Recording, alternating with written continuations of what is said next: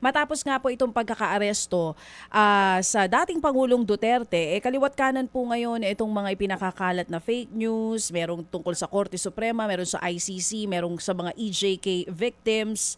Una, gusto po nating maintindihan, ito pong disinformation campaign, yung tiwala ng publiko sa mga institusyon natin kasama ang media, talaga po bang unti-unti nang nawawala? Okay.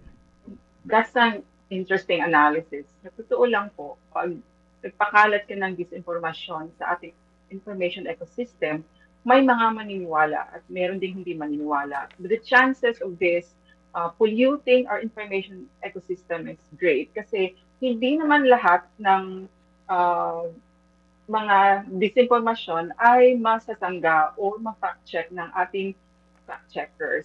Marami, may tinatawag tayong network disinformation. Yung network disinformation is the kind of setup na kanya-kanya tayong networks. We exist in this ecosystem, identifying as ourselves with certain networks. So yung networks na to, minsan hindi tawag natin, yung networks could be aligned with certain political beliefs or certain political groups.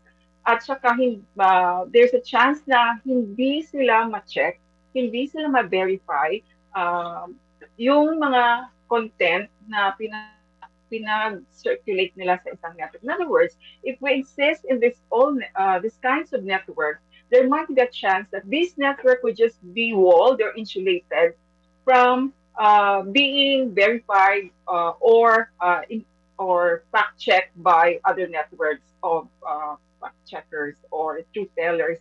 So itong disinformation, makaka create siya ng distrust among ourselves and also distrust in the institutions of society or yung mga uh, institutions natin na akala natin ay makabigay sa atin ng direksyon sa uh, demokrasya, sa edukasyon, ito yung ina-undermine niya.